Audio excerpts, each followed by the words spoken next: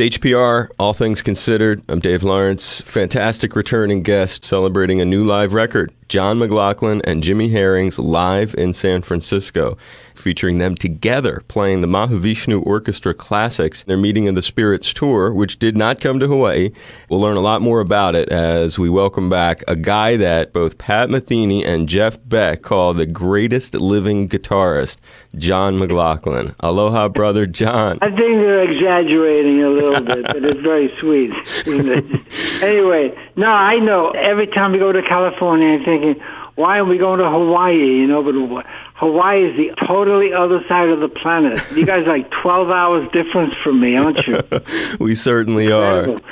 Yeah, the album that you mentioned, Live in San Francisco, was really my way just to thank Americans for marvelous support that they gave me from the very beginning, really. Cool how you kind of brought it full circle in some ways as you're talking. In fact, you just said the magic words, because I wanted to make it full circle. Mahavishnu was born in America, 1971. But the idea was to make a really nice tour.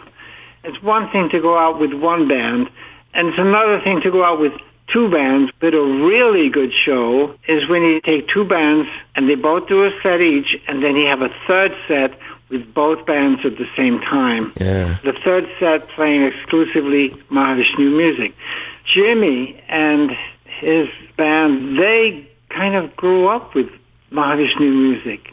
They were playing it like they wrote it. Did someone suggest him to you? Somebody sent me one of Jimmy's recordings, a piece that I recorded with the original Mahavishnu Orchestra, and he did a version that was so amazing, Dave.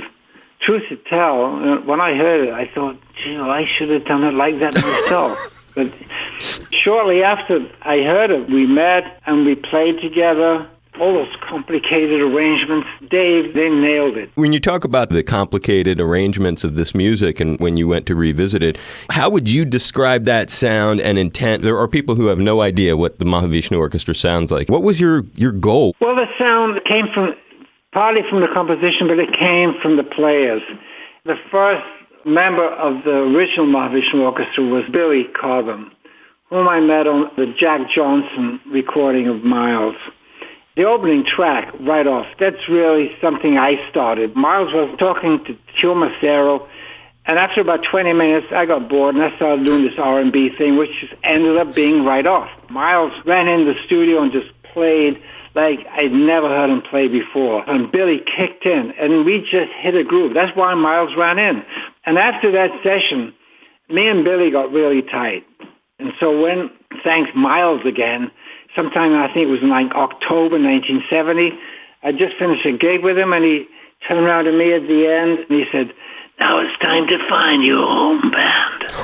So I was on the orders, and the first guy I called was Billy. And then I knew Miroslav Vitus from... Weather Report? Before Weather Report, I knew him in London when he was playing with Stan Getz. Okay. He called me around, I think, January 1971 and said, listen, John, I'm putting a band together with Wayne Shorter and Joe Zawinul. It's called Weather Report. We wanted you to be in it. Can you imagine? I thought, wow, man, but I was in the middle of forming the first Mahavishnu. Unbelievable. And I told him, I said, I'd love to, but I've got a mission. I'm on a mission from God, right?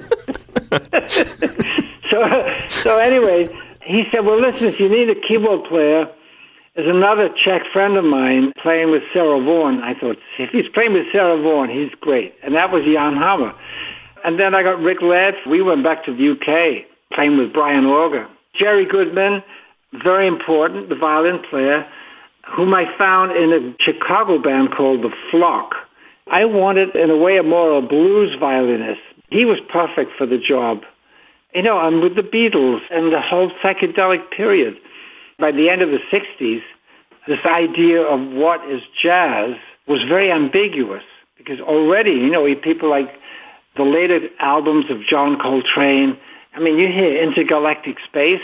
Right. You say to an average jazz man, so is this jazz? You say, no idea what it is. When you went to take it on the road back then, it must have been very confusing or even challenging for promoters. Yeah, to a degree. But I don't know if you were around in that time. No, I was a baby.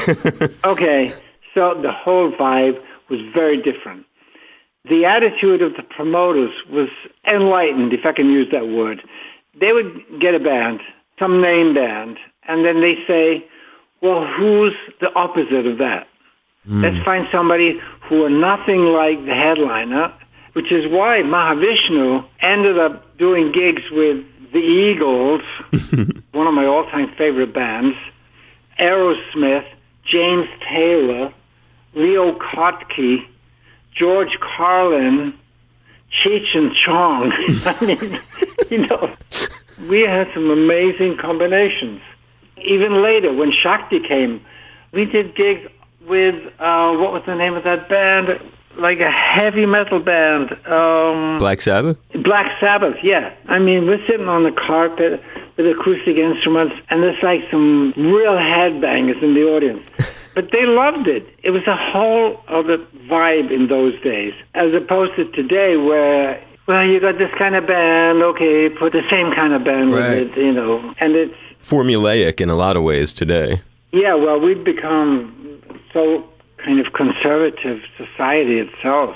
It's a completely different era now. You get these two-band, two-set concerts, but how often do the bands come back on stage and play together? Can only think of like Earth, Wind & Fire in Chicago. I mean, a handful of bands that have actually done that. Yeah, it's really rare. Very, very rare thing. Yeah. It's one of the remarkable things about this album, John McLaughlin and Jimmy Herring's Live in San Francisco. You know what else it features, John? You're Still So Fast. What made you first want to go so fast? I think probably because I love the drums.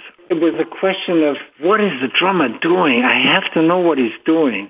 That's also part of the Indian traditions. In India, the melody players, the improvisers, they have to study rhythmical theory. If I hear something that is playing, I know what it is. I can go with it. I understand it kind of intellectually. And so it's just a question of application. And of course, some drummers play really fast. Billy Cobham, for example. Tony Williams, another example. But I grew up with those tempos. You hear some of the tempos Coltrane played, Miles played.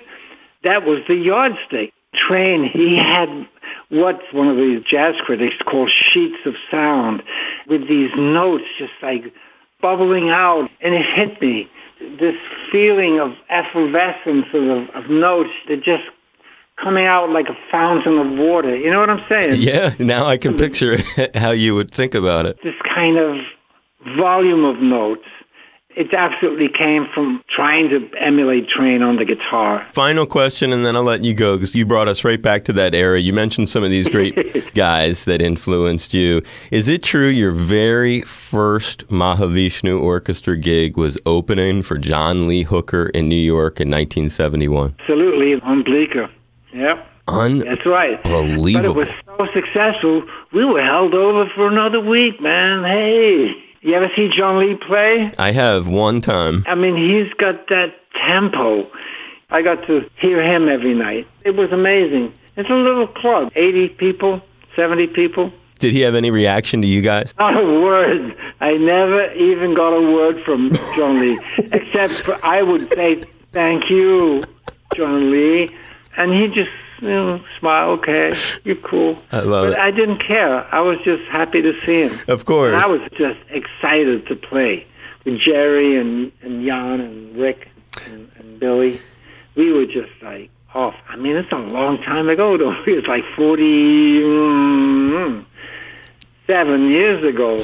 You brought it full circle, though, brother, and that's why I wanted to leave it there. Thanks, Dave. It's a great John McLaughlin. He's been very generous with his time, again, with us here on member-supported Hawaii Public Radio and All Things Considered, talking about this great new Live in San Francisco record. I really do appreciate it, John. Thank you.